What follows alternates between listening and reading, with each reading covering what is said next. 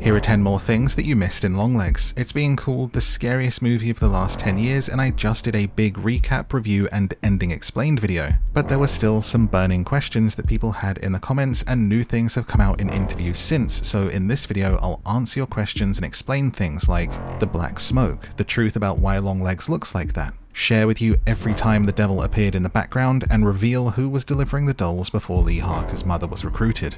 There's more crazy reveals to come, so hit that like and subscribe to get them all here. If you're new here, I'm Morph and this is my movie club. Please hit like and subscribe if you want to see more videos like this one. I've actually been on a bit of a horror kick since I saw Longlegs, so expect to see some more horror movie explains in the near future. You can find out more about me as well as my other channels, which includes a bedtime story podcast and my gaming channel, in the info below this video. But now let's begin Longlegs Explained Part 2. What is the black smoke and what was inside the doll brains? I got a lot of comments about this one, asking what the black smoke is that is inside the metal balls which is inside the dolls' heads. And while I covered the dolls in detail in the previous video, what it's important to note is that there is actually nothing inside the metal balls. There is not literally a black smoke in there, and the characters in the movie world cannot see it. Carter says to Lee, "We opened the ball in the doll's head, there is nothing inside." To which Lee says, "Maybe we're missing something that makes it work." In some cultures, dolls are used in magic to control people. This is a bit of a reference to the book The Golden Bough, a study in comparative religion. There is a section in this book about voodoo dolls, and this was the direct inspiration for the dolls in Longlegs. We see the black smoke coming out of the doll, but they do not see the black smoke in the world of the movie. It is a visual guide for us as the audience to see that represents the devil and the devil's control.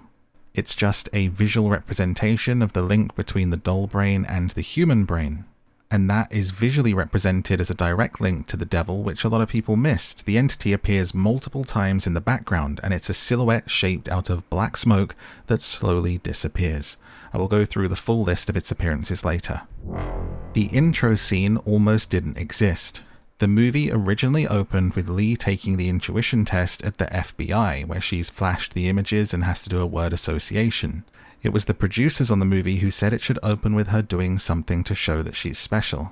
So the writer and director Osgood Perkins actually put together that scene, and they filmed it and loved it and decided to keep it in. Also, did you notice that the guy's hands above his head are actually pointed inward to form a triangle? People noticed this after, and it 100% leans into my own theory that this guy is actually an agent of the devil. I went into it in the previous video, but in a nutshell, it's the idea that this guy was being controlled by the devil as well, and he was made to give himself up to Lee to put her on the path of the Longlegs case. And when a triangle appears on Lee's intuition test, she says the word father. If, like me, you wanted even more of Nick Cage as Longlegs, here's the good news: the footage exists. When they play that tape of Longlegs monologuing in the interrogation room and singing happy birthday to Lee, they pause it and Agent Browning says it goes on like that for a while. Lee says, "For how long?" Browning answers, "About 24 minutes. This is because there is genuinely a 25-minute recording of Nick Cage acting out that scene. The director said that he just went on and they didn't really want to tell him to stop. He said, "We were all just in this captivated, petrified, not in a scared way, but just still frozen state of, this is really happening, really in this room. That's really Nicolas Cage." So they just let the scene run whilst Nicolas Cage did his thing as Longlegs in that room. I really hope that they put that on a DVD release as an extra. It sounds like there's a lot of extra material, and I would love to see it all. Another beautiful catch that someone had for this scene in the comments of the last video was when Nick Cage is saying, "And you'll be there, and you'll be there." He's turning his head on the camera in the direction of each of the agents in order, from Browning to Carter to Lee, like he knew that the video would be played in that room, that they would be standing in those exact positions, perhaps a sign of the intuition and foresight that the devil provides to its servants. The more and more details that you pick up on this on a second or third watch, the movie becomes even more interesting and chilling. Who was delivering the dolls before Lee Harker's mother was recruited? The quick and easy answer to this is that it was Longlegs delivering the dolls using the exact same sales patter that he told the mother to use. In fact, he is delivering a doll in the very first scene to Lee Harker's house. The film opens with us seeing from the doll's POV, or as the devil you might say, riding shotgun with Longlegs driving, peering through the black veil as we drive up to the Harker house.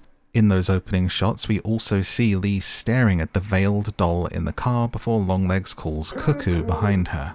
This should be enough to tell us that Longlegs himself is the one delivering the dolls, although perhaps without too much success, as one would expect people to not be as trusting of this guy as they would of Mama Harker dressed as a nun.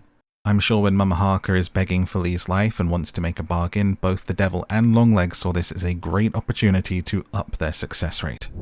The Silence of the Lambs. A lot of the talk before this movie came out was how it was comparing itself to Silence of the Lambs, and people saying it was just as scary and maybe the best film since. I've gotten lots of comments since it's come out saying Silence of the Lambs is better, and people upset how it changed to devil stuff after seeming to be a serial killer procedural.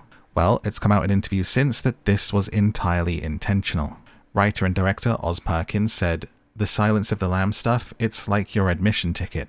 It gets you through the door. I cheated. I used it as a crib, a way to soften or tenderize the audience. You say, it's this, you remember this, and then I take a pretty hard left turn to make it not that at all." They use The Silence of the Lambs to create this expectation for you, to give you something familiar and maybe even comfortable.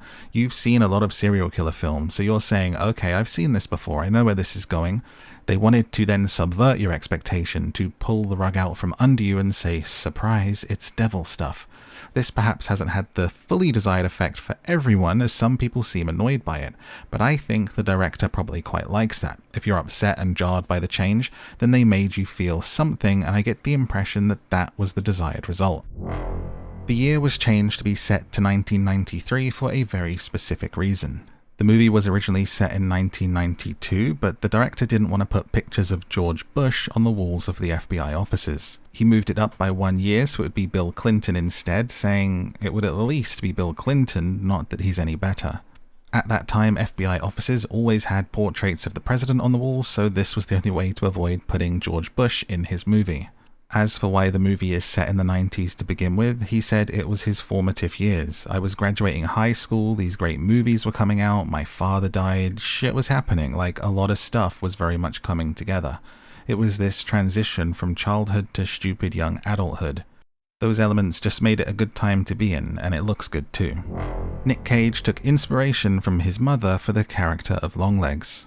Talking about Longlegs, Nick Cage said, "I've often thought about what it was that happened to my mum. If I'm any good in this movie, it's because of my mother." His mother had a number of mental health conditions, including schizophrenia and severe depression. She lived with these over the course of her life until she passed in 2021.